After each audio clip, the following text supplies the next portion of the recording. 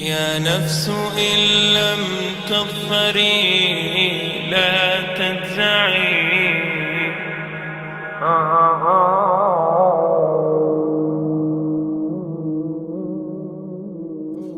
All the praise is for Allah,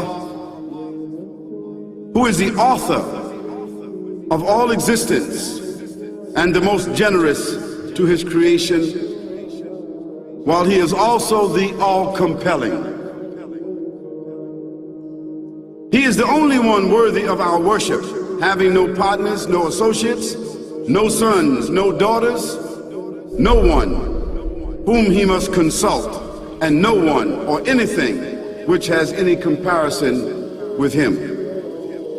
All the praise is for Allah, who is the King of all who claim sovereignty, the only one who has the right to legislate for his creatures. He is the giver of life. He is the causer of death, while death has no effect upon him, because he is the ever-living, the self-subsisting, the eternal and the only absolute. All the praise is for Allah, who has power over all things, and there is in reality no power and no strength, no influence to cause benefit or detriment except through him. It is he who created this complex world, the seen and the unseen, the evident and the speculative, the earth and all that is on it and everything that is in it. It is he who sent his messengers and prophets, alayhimus salam, with the common message of strict monotheism, which simply means that there's absolutely no one worthy of worship, no one worthy of our obedience except the Almighty, the One, the Absolute, and who has no partners.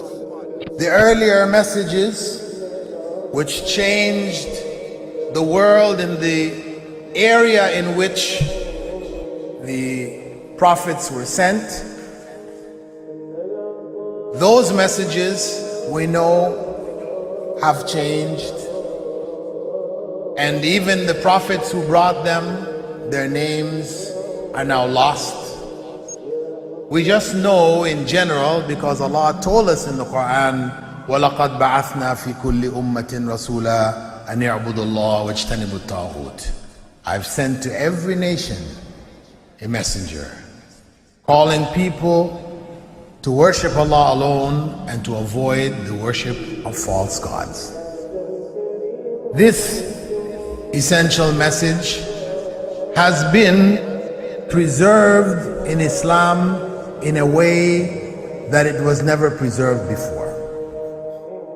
Not because the message was different, because it was the same message, but because of the fact that there would be no other prophets who would come after Muhammad sallallahu alaihi wasallam. So therefore that message now had to be protected.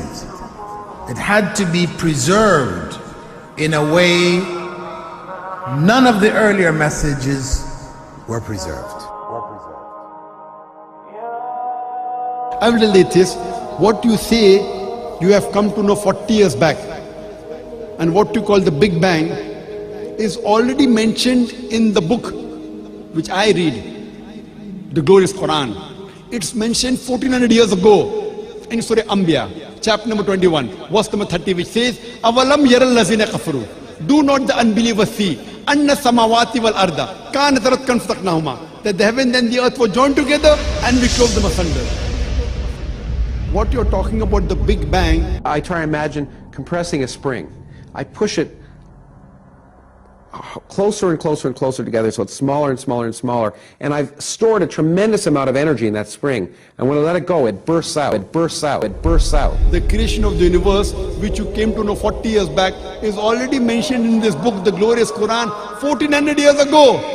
Who could have mentioned that in the Quran? So the atheists will say, maybe someone wrote, maybe it's a fluke, maybe it's a guesswork. A human being, regardless of who they are, or where they are, or what they do, will have this curiosity. They'll want to know, why am I here? How did I get here? And do I have a purpose? And if so, what is it? The only one who would really be able to answer that question would be the Creator himself. If there is a Creator, it would be up to him to tell us why we were created and what he expects from us and what this life is really about. Allah has shown the people from the time of Adam until right now, has shown the people what he wants from them. And it's a very simple thing, and that is that worship be for him alone without any partners. In fact, we know this life to be a test from Almighty God. That's why we're born, and that's why we die, because there has to be a beginning and an end for us to be tested on. The next life, after this life, no one will ever die again. A bad person or a good person. Both are brought back, and they continue to live in the next life, either in good shape or not so good shape, depending on how they did on the test. The worship of the God of Abraham, that was what was taught by these prophets. The Lord of the Arsh and Kursi. We're talking about the Lord of the worlds. Alhamdulillah Rabbil Alameen. We're talking about the Lord of the entire universe and beyond. The entire universe and beyond. You know, we live in this dunya, and we are fascinated with this dunya which Allah subhanahu wa ta'ala indeed has created in a beautiful manner. We're fascinated. There are over billions of people which live on this dunya at this moment in time. Over 6 billion people that live on the dunya at this moment in time. This dunya of Allah subhanahu wa ta'ala is so big that there is space in this dunya for billions and billions and billions or more people. But what is this dunya in comparison to what Allah subhanahu wa ta'ala has created out there? This dunya is insignificant. This dunya is meaningless to Allah. It means nothing. It is worthless. So worthless, compare it with the sun. The sun is one star. You know more science than me. You'll be able to tell me better.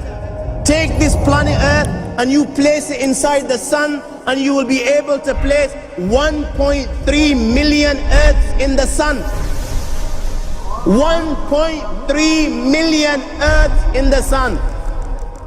Allahu Akbar. Allah is the greatest. The sun is one star. One star. There are stars out there which are millions of times bigger than the sun. You tell me this, that you need millions and millions of stars to make one galaxy. And then you tell me this, that there are zillions of galaxies out there. Let me tell you on top of this, my friend, after this, whatever you see above, when you raise your head and you look above, whatever you see above, the zillions and zillions and zillions of galaxies, let me tell you, this is everything there is within the first heaven. Everything there is within the first heaven, and Allah is the creator of 7 heavens. 7 heavens. And the distance between the first heaven and the second heaven is 500 years. You know, the distance that can be covered in 500 years, at what speed? Only Allah knows. Only Allah knows. But it will take 500 years to get from the first heaven to the second heaven. 500 years from the second to the third, third to the fourth, fourth to the fifth, fifth to the sixth, sixth to the seventh. Every time it will take 500 years. After the 7 heavens,